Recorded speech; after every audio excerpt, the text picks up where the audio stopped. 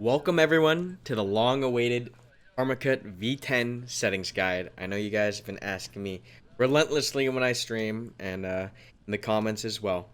So we're gonna go through everything. Once again, before we get into this video, I don't have reshade, I don't tweak anything in the INI files, and I don't tweak anything through NVIDIA GeForce or whatever it is.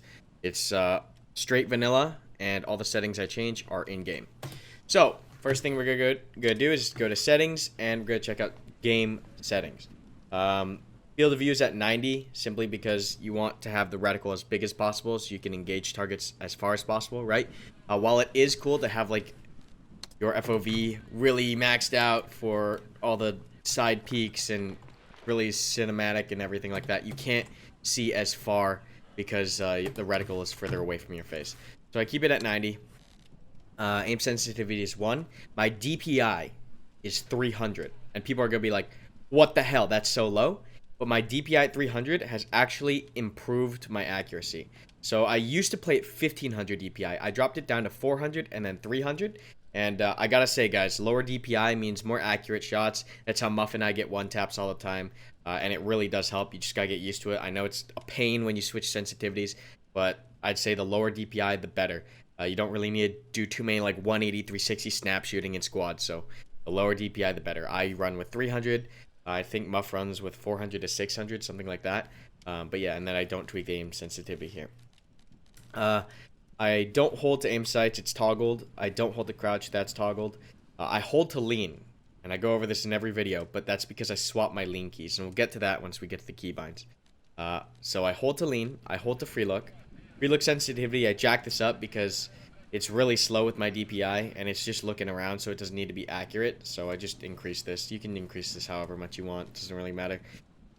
Jump. This is default. I don't really touch this. Free look recenters weapon. I don't really like that. It confuses me sometimes, so I don't use it. Double tap to auto walk. You know, I haven't messed with this, but I've never really needed it. So I don't know. Maybe I'll tool with it around in V10, but I haven't needed it. It's pretty much everything for game settings, everything that's relevant. We're gonna go to graphics now, the big stuff. I play at 1080. That's my native resolution for my monitor. Okay, so play at whatever resolution your monitor is. If you have a 4K, play at 4K. If you have a 1080, play at 1080. Okay, so I have 1080, I play 1080. I use full screen because I don't know. There's some like hearsay that like if you use borderless, that you drop a couple frames, and I don't mind playing full screen, so I just play full screen to make sure I'm getting as many frames as possible. I don't alt tab too much at all because I have a second monitor where I can see everything I need to see. Gamma at 2.4. The default is 2.2. I just up it a little bit because some things are a little bit too dark for me to the point where I can't see them, especially when I run with eye adaptation on. It gets really, really dark and really, really bright in certain scenarios, so this helps. Screen sharpening, I don't really tweak this. I haven't tweaked this. I might tweak this in V10. I think this came in V10 too. I haven't really messed with this yet. But I keep it at default. Graphics quality is custom. I use the T plus FXAA for my anti-aliasing, and I super sample 1.25. And I find this gives me a really nice looking and clear enough picture. You can get clearer settings by like jacking your super sampling up and dropping off your anti-aliasing. But I like some kind of a blur because I don't like the jagged edges. Just for a video quality look and just cinematic and immersive look, I don't like how jagged things get without anti-aliasing. Effects are all maxed out, cinematic, epic. I don't use VSync because VSync introduces input lag, which I hate. So VSync off.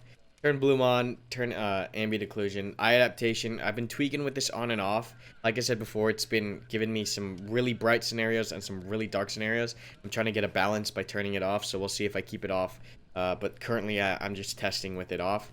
Lens flare I have on, reload textures I have on because I have the system that can run it. If you don't have a high-end system, don't use this. It's going to make your load take forever. Motion blur. I know, like, all of you hate this so much. You all hate motion blur so much. But, like, I've gotten used to it to where when I take motion blur off, it's like I can see when the frames are loading when I'm moving my camera. And it's just jagged, and I get screen tearing, and it's just terrible on my eyes. And it makes for terrible video footage because you can literally see the screen kind of tear even if it's so minutely, I can catch it, and it doesn't look smooth. Motion blur makes my frames look smooth when I look left, when I look right. It just kind of blends everything together, giving it kind of a higher frames per second effect. So I don't know. Give it a try. I used to hate it. Now I use it.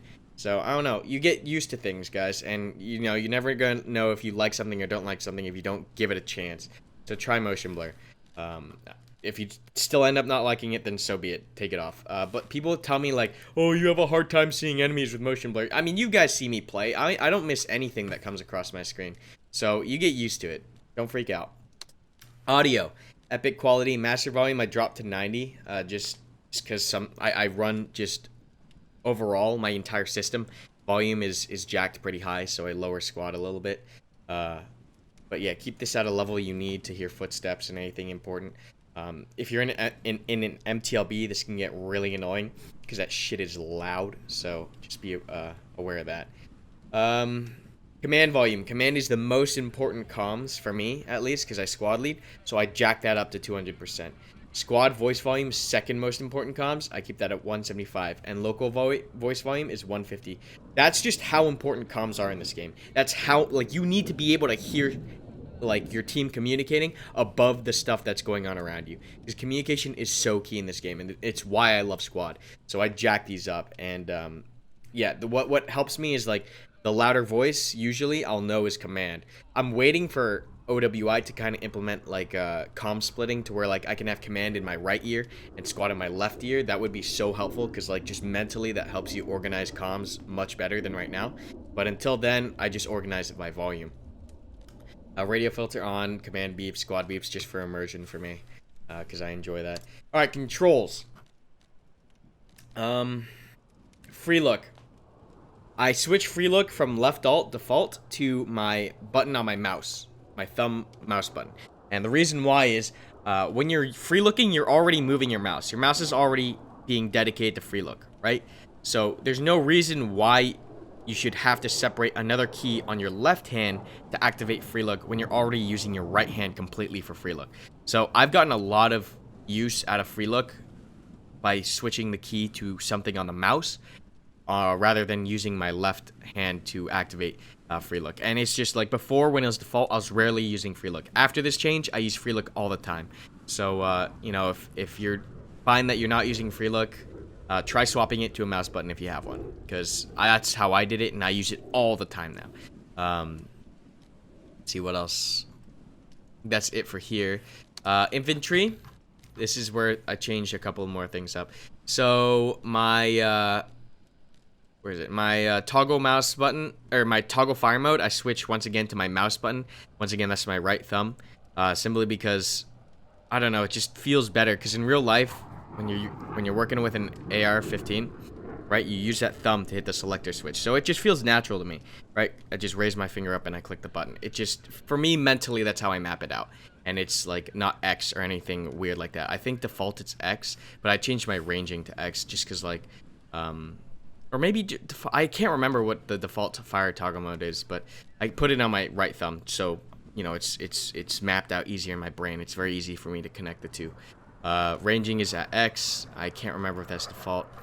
I switched my crouch to C. I don't know why. I think a lot of people use left control, and that's completely fine. Whatever's more comfortable for you. But I think like ever since I've been playing first-person shooters, crouch was always C. So I'm just used to it from growing up. Whereas for some people, crouch might always have been like left control. I'm just used to it being on C.